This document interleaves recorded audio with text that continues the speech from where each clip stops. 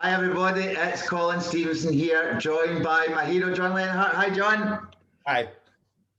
John, the last time I spoke to you, you were with SC Johnson Wax, and we did part one. Today's part two, and it's all about your fragrance, working with fragrance. Now, this is different from working with all the different molecules. Again, another job role, another adventure through your story. So if you'd like to start us off and tell us a little bit more about this, please.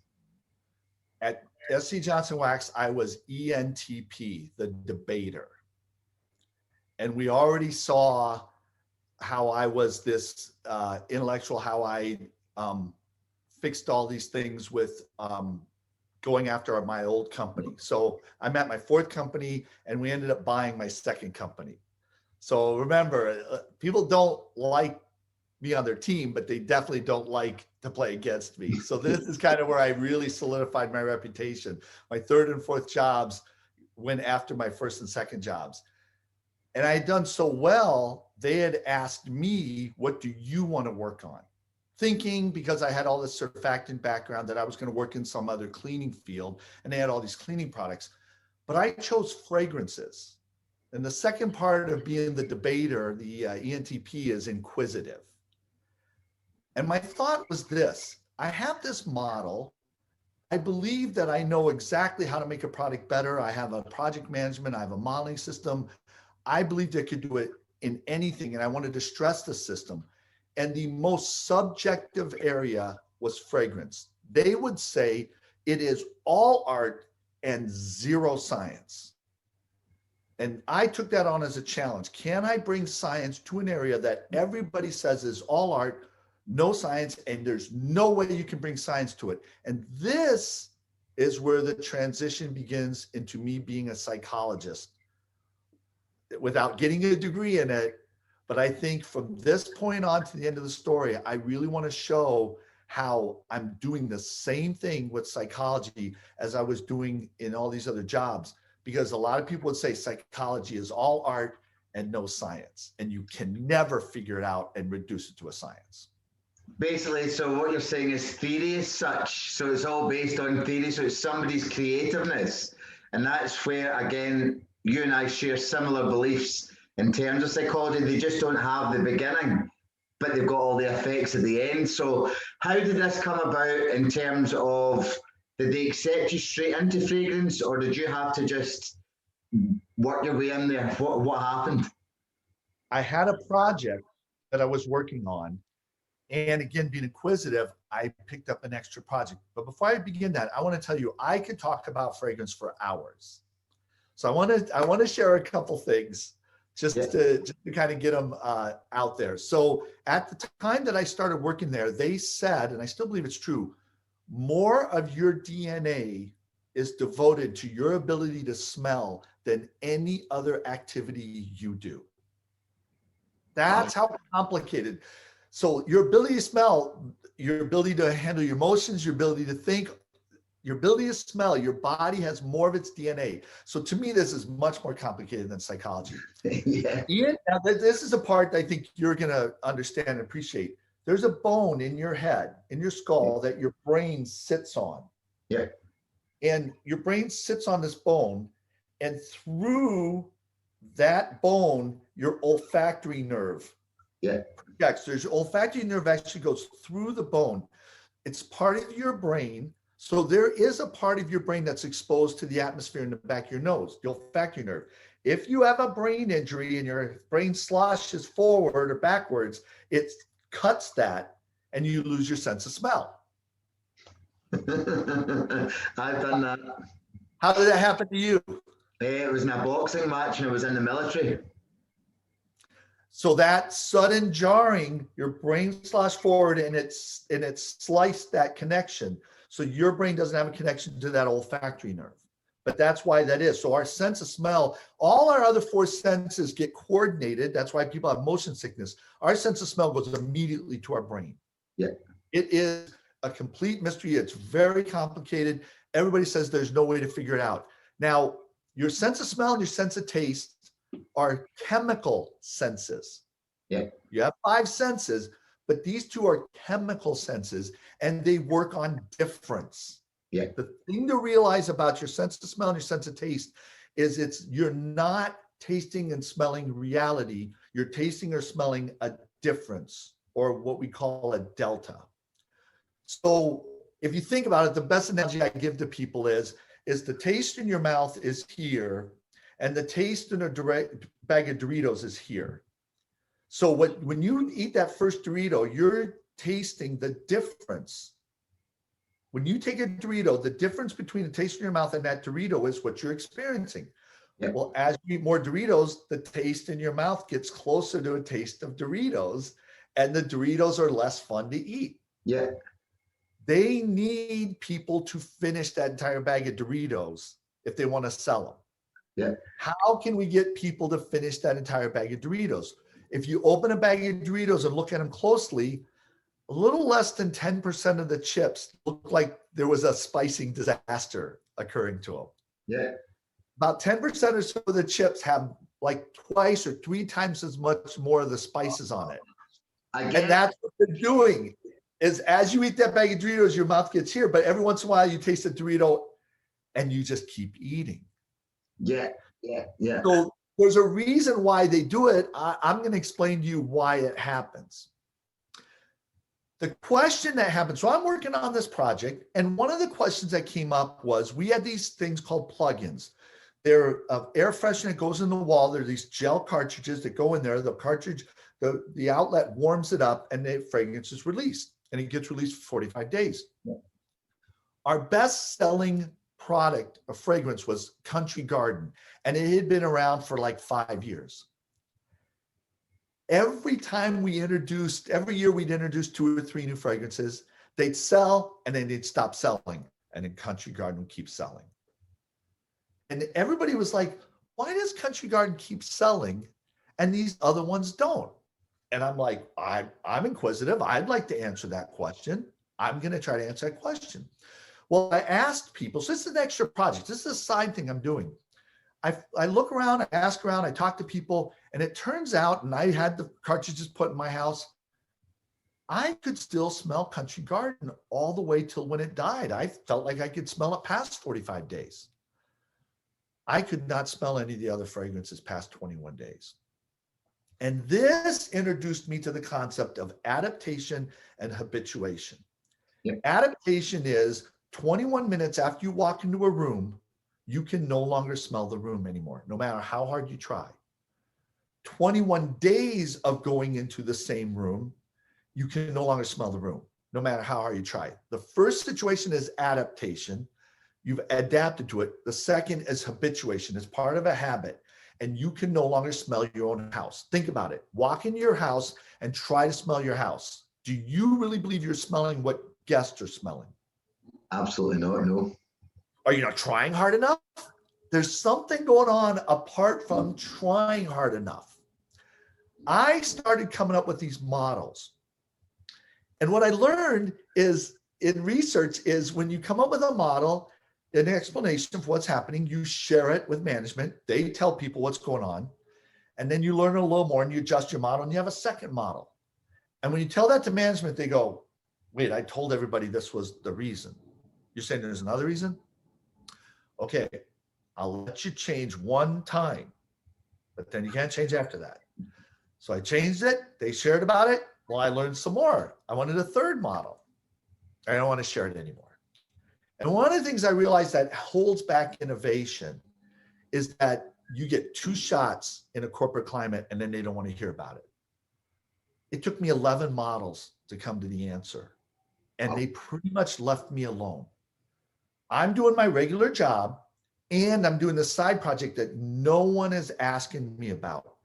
And what I learned from it absolutely changed my life. Yep. So how did I solve this problem? I got all these books to understand our sense of smell. And all of these books said that our sense of smell comes from evolution. Our sense of smell is there to detect a predator and find a mate. Yet animals don't habituate to smell. That's not answering it. And everybody's gone down this road. No one can answer it. So I took the novel approach of going to a source written by the creator of our brain and our nose. So I brought my Bible into work. I sat my Bible down on my lab bench. I got paid to read my Bible at work while I was trying to understand how God created our brain and our nose. And I found the answer in the Bible. The answer to how our brain and nose are connected is in the Bible. I'm not going to sit here and give a long explanation and take about an hour, but it took me 11 models, and I had this model for the mind and the brain. And what I realized was everyone has the wrong model for the brain. Yep. Everybody thinks that we are 10% of our brain, our conscious brain, and we can do everything directly, and we fix everybody's behavior directly. 90% of our brain is our unconscious. It's where all our energy is. And that is what's blocking you from smelling your own home. 90% of your brain is working against your ability to experience reality. And I noticed some of this with my previous history. Like I said, I was giving these consumers reality, and I was watching how it was processing through their brain. Now I understood at a very high level the science of how our brain looks at everything, not just smells, everything. Yeah. Our brain basically, and you talked about this last time. So we have a link. I'm not going to go through a long explanation of this, but we have a link we'll provide that'll show you all the research and the explanation. Basically, the first 5 days, your brain is learning a fragrance. Yeah. And the fragrance appears to get stronger, but it's the same strength. Then once it thinks it knows the fragrance, it slowly reduces it down to 21 days, and then it prevents you from smelling it. There's a learning phase. We would call that the 10 thought process. There's the 1 day when you're experiencing reality. That's the 80 thought process, or focus, conscious brain. There's the next 16 or 15 days when you're losing or habituating to it. That's the 160, or the addict. And then there's when you no longer could smell it, the 320. So when you look at the graph, it showed the 4 thought processes. So now I knew what nobody else in the world knew. And the reason why I know nobody else in the world knew it is I was working with this organization called the Monell Institute. It's in Philadelphia. They're the Chemical Senses Institute. I would go to their conferences every year to learn more about sense of smell, sense of touch, or I'm sorry, sense of smell, sense of taste. And my company, when they saw what I learned, prevented me from talking to them. They were supposed to be the experts, but my company knew I knew something they didn't even know. They declared it a trade secret, and I wasn't allowed to share it. So the last thing I'll say before I let you jump in here is, when you invent something, you can patent it. And the reason you're patenting it is because you believe people, when they see your invention, will be able to figure out how you did it and replicate it. If you've invented something and there's no way anybody can see how you came up with it, they declared a trade secret, okay, which really should be valued more than a patent. But a lot of people out there, I got 1 million patents. Honestly, trade secrets are much more valuable, because what you're saying is you've come up with something that's so different that people can't even look at it and trace it. This is what psychology is looking at all the effects and they can't trace it to the brain. Yeah. People can look at what I'm doing and they can't trace it. The reason they can't trace it is the answer is in the Bible, and that's the last source anybody's ever going to consider to understand how our brain and our nose works. That's absolutely, honestly, it's like, so the Bible obviously was written a long time ago, and there are more secrets in the Bible than there are in most other books in this whole entire world, even the secret ones that nobody's written. Now, there's another company that I know of in America called Cinemix. Okay, Cinemix do similar. I would like to check this up, and everybody else as well. They put things into Doritos, Pepsi, Cola, all these big, so that it tricks people into thinking they like it more. And while you were talking about Doritos there, the Clinton Foundation put millions and millions of dollars into Cinemix, so that then they were able to do it. So I'm on it with you. I have read in a lot about that as well. Now, you've now got this trade secret, right? You've got this trade secret. you now know you've got it. You're now being prevented to be able to go and speak with these people because now you see beyond anything that they've got, which means that there's nothing that they can really give you. Am I right? Right. Right. So I want to show now, to sort of complete the inquisitive side, I want to show how this translates to psychology and how it translated me to doing all these test methods in a field where everybody said there's no science to this, because I believe I could do the same thing, and I have done the same thing in psychology.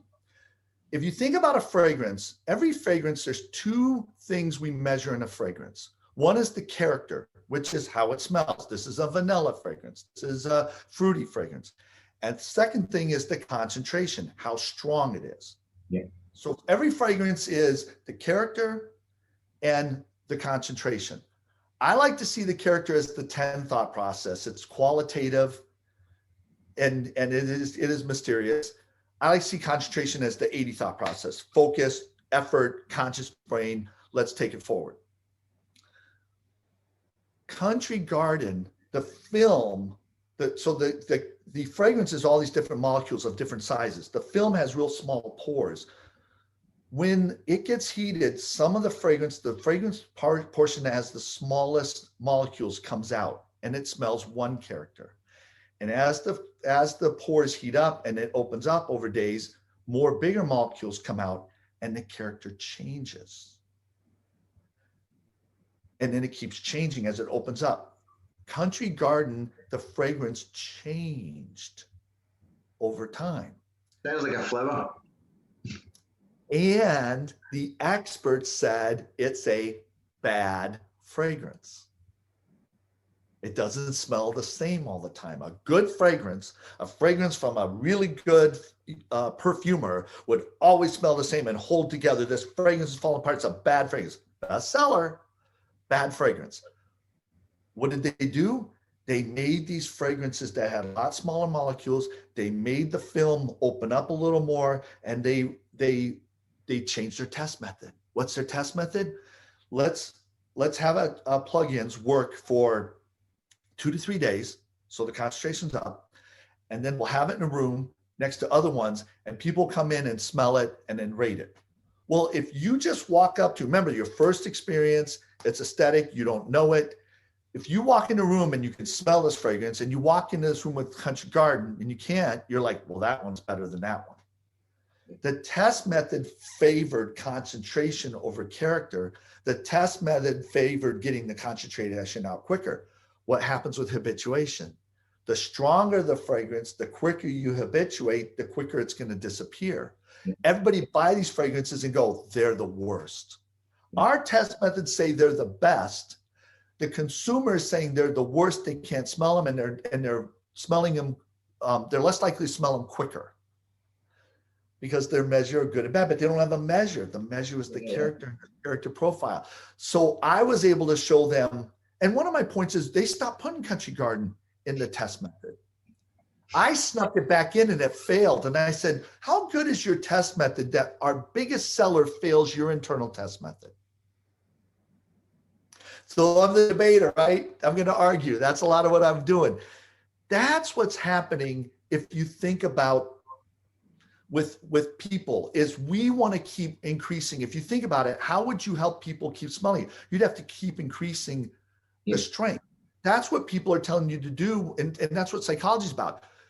You know, cognitive behavioral therapy is all this strength. All of these people telling you to be motivated, it's strength. And all strength does is you get used to it quicker, and then you got to keep going higher. And there's a point where you can't get high enough and you crash. Yep. Character, quantity, quality. Yep. One of the measures we're going to see is our brains, and what I learned is our brains don't work according to quantitative measures. Our conscious brain does, but our unconscious doesn't. And that's where our happiness is. Anybody who talks about something tangible or something quantitative more, they're wrecking you. They might help you in the short term, but they're wrecking you. Any psychologist who does that is wrecking you. Our brains are made for qualitative. Our brains are made for intangible. And if you keep your brain in the learning phase, you can always be happy. And if you go to the link, that's what I say. I learned our brains were not made to fully experience reality. Our brains were made to be happy, and you can be happy if you stay in the learning phase. Yep. Now, to close the loop on another story, one of the years that I went to Monell, I was at these presentations. It was in kind of a square room, and there was a hallway all the way around it. And there was lunch. And they had a boxed lunch, and they had the chairs set up in the hallway. So all the chairs were against the wall. You could barely walk through. We get a boxed lunch, we sit down. I get my boxed lunch, I sit down.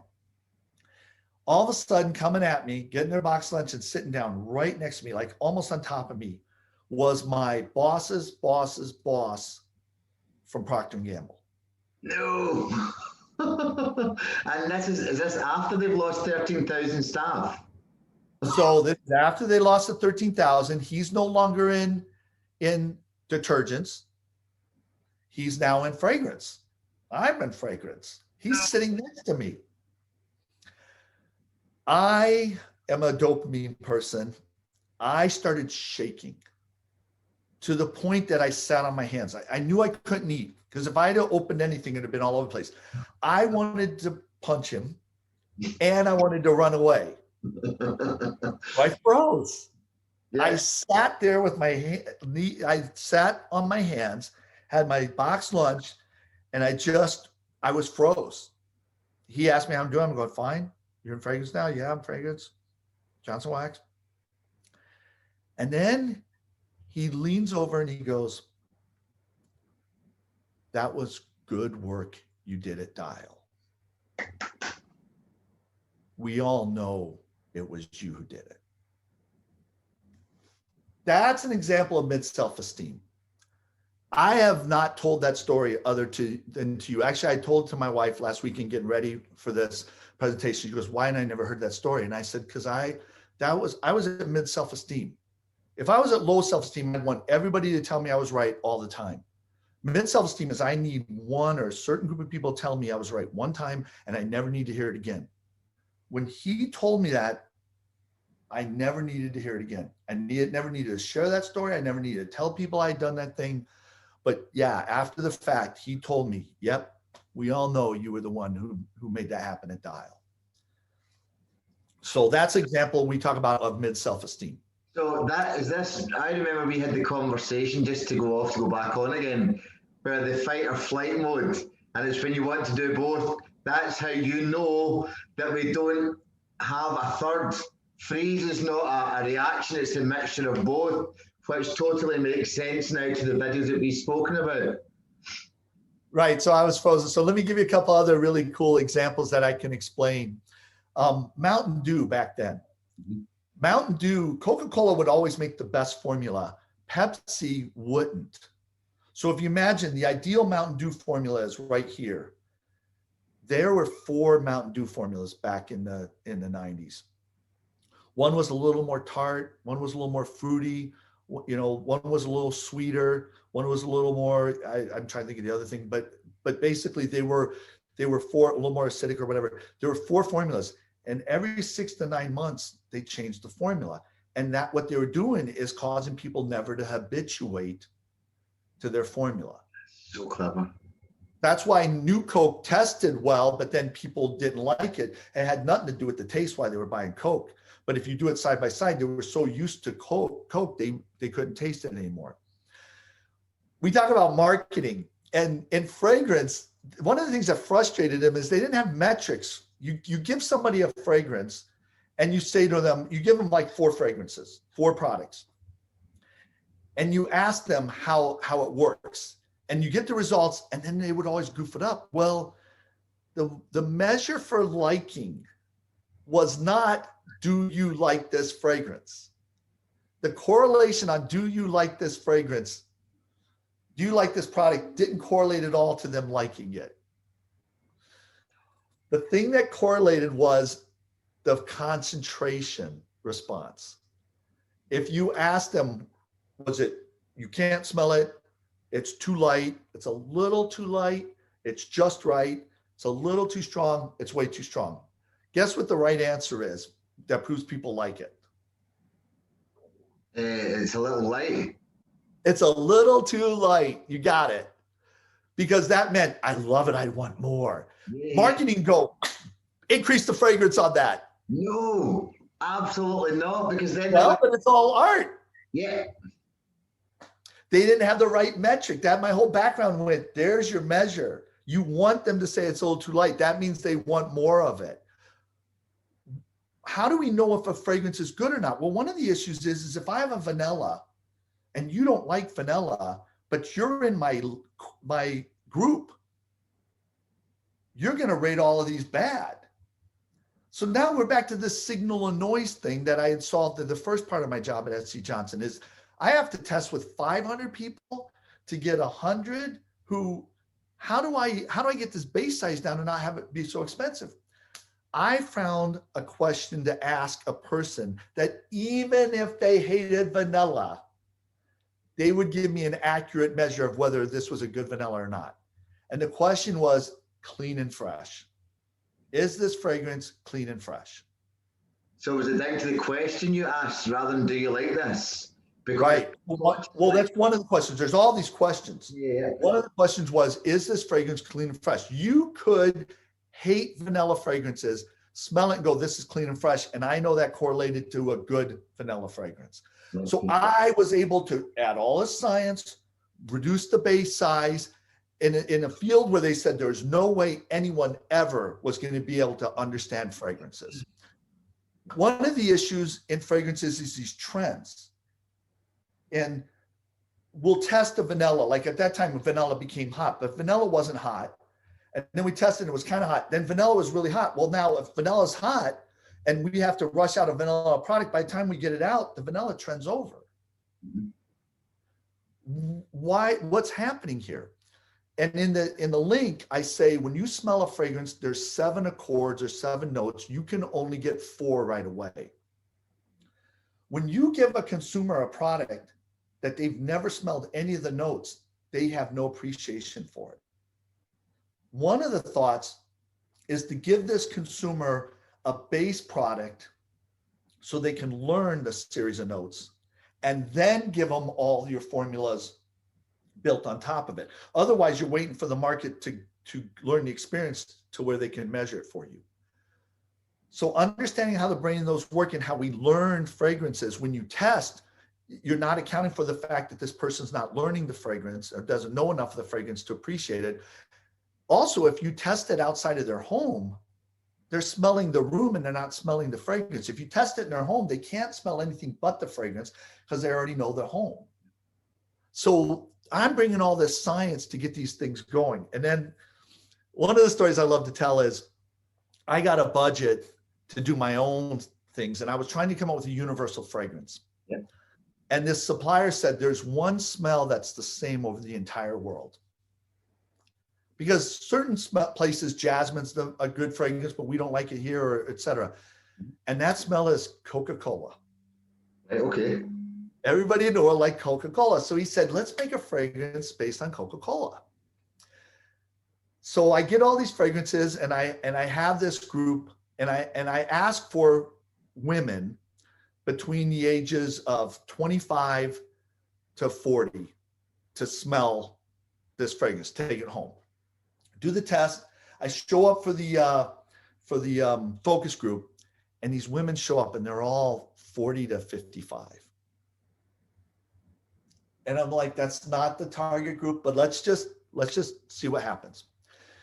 Moderators in there asking them, and they're all saying they love the fragrance.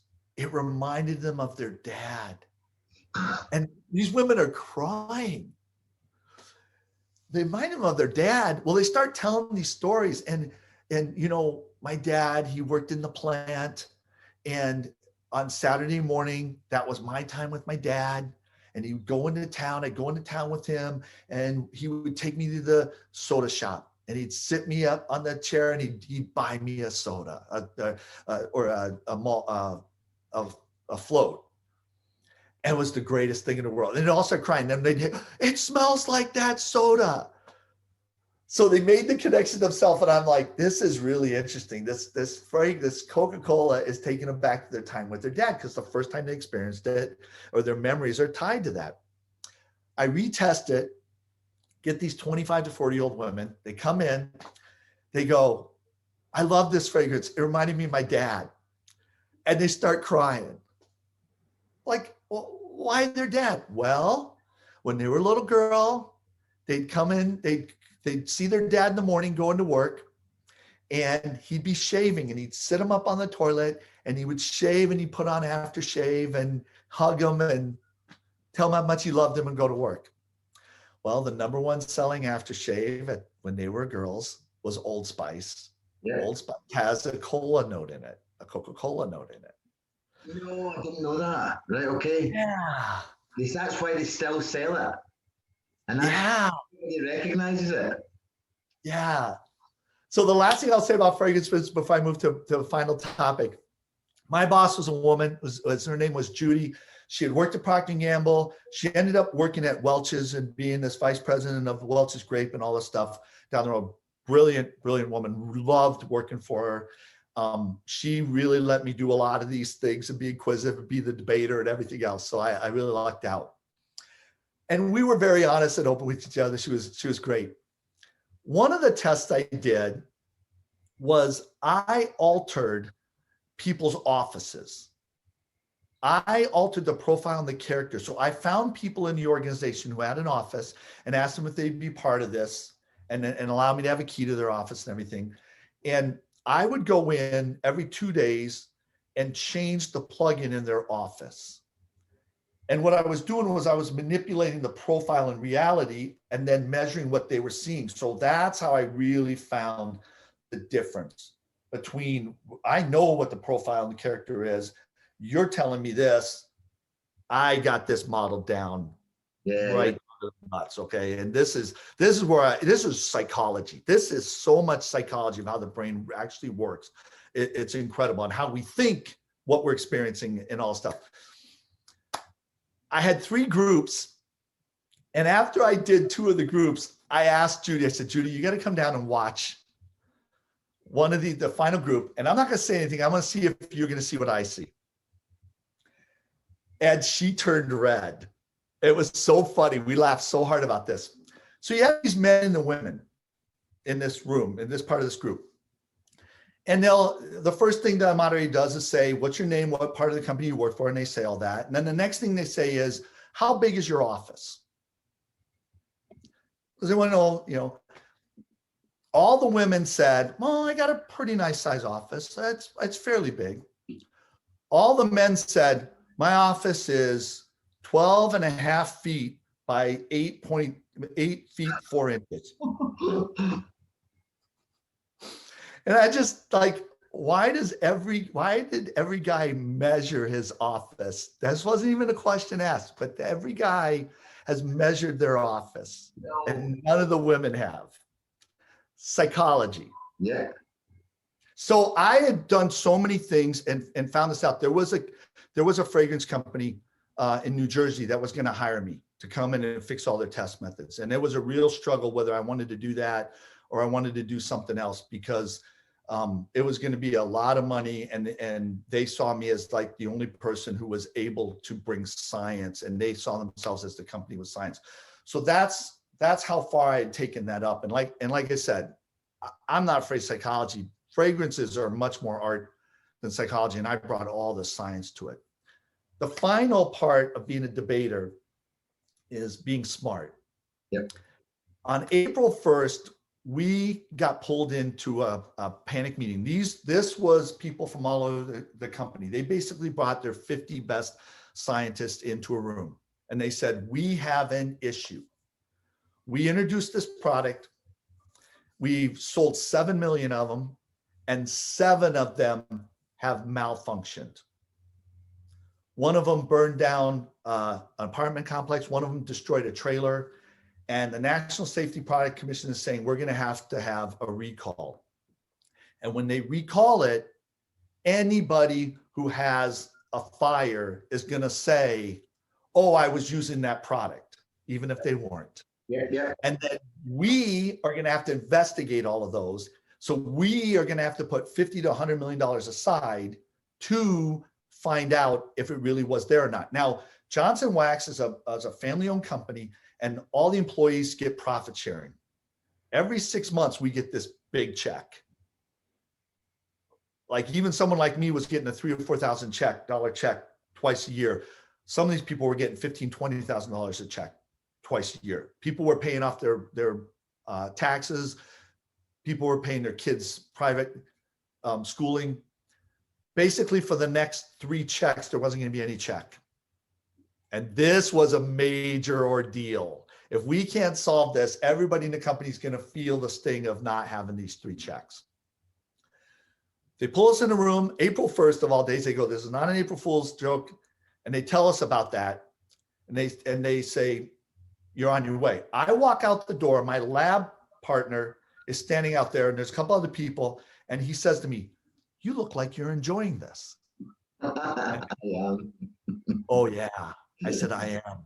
I said, now we'll have the same project. I still had never gotten a #1 rating despite everything I did. But now this is the only way to find out who's the best. And I told him, now we're going to find out who's the best.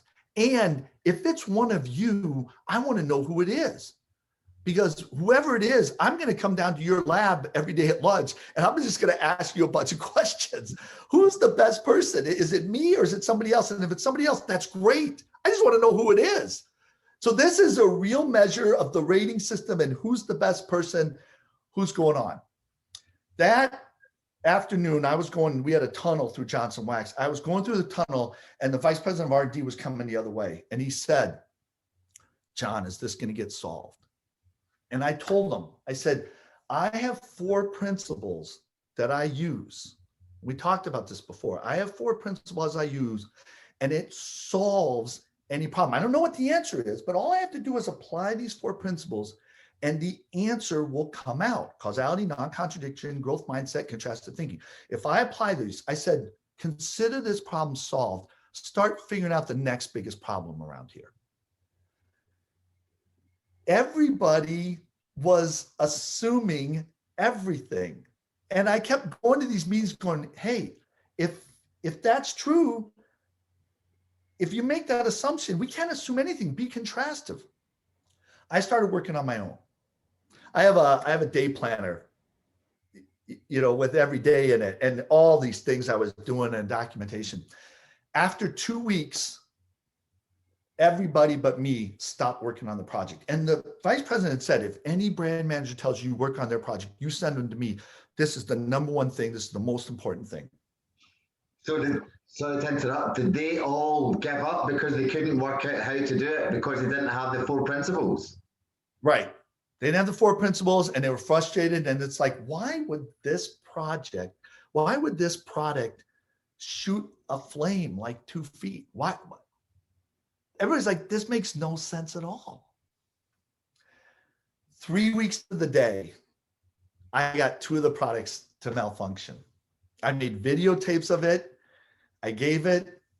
The company told the National Safety Product Commission. They said the public would never have to know about it. Everything's clear. I'd saved the company $50 to $100 million. There was an award called the Carnauba Palm Award where you got shares in the company for 5 years.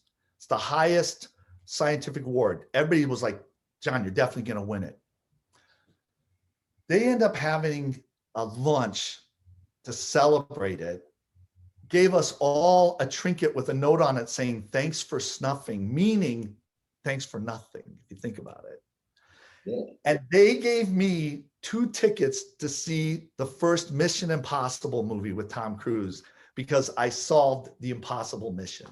So they saved $50 to $100 million and you got $40 worth of tickets. 2 tickets, yep. 2 tickets. That's all I got from it.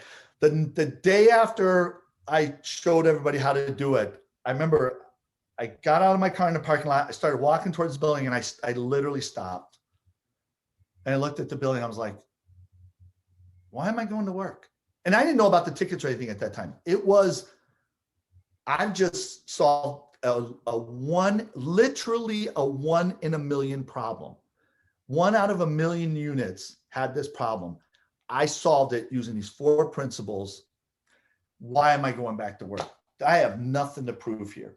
Now, remember, I have my friends, Gordy and all my friends that I'm writing to, and I told them I could solve any problem. I could solve anything with these 4 principles. And they told me to model God. Come up with a model that explains God. And that's what we're going to talk about next time. And that takes us to about, that'll be just before 2007. No, we're still way back in 1996. Wow. Right. Okay. Yep. Right. So, right. Okay. That's very interesting. So we've still got a good while to go. So just a quick question, just on a personal level about this last question. How did you feel when you were only given 2 tickets? Did you say thank you and realize that you'd given the best gift to yourself of being able to solve a 1 in a million problem, which would have given you serious high self-esteem? Or did you think you're completely ungrateful? I felt that they were ungrateful, but I didn't care. Yeah. I felt like I was so thrilled to solve a 1 in a million problem. And I was so thrilled to confirm these 4 principles that all I wanted to do was go forward. That's why I went back to my group and said, come on, give me something harder than a 1 in a million. Give me something that no one can solve. Amazing. No, thank you for that. And thank you for that story. I'm looking forward to the next one again. Every time you always leave me hanging till the next week. Thank you so much, Sean. Take it easy. Bye.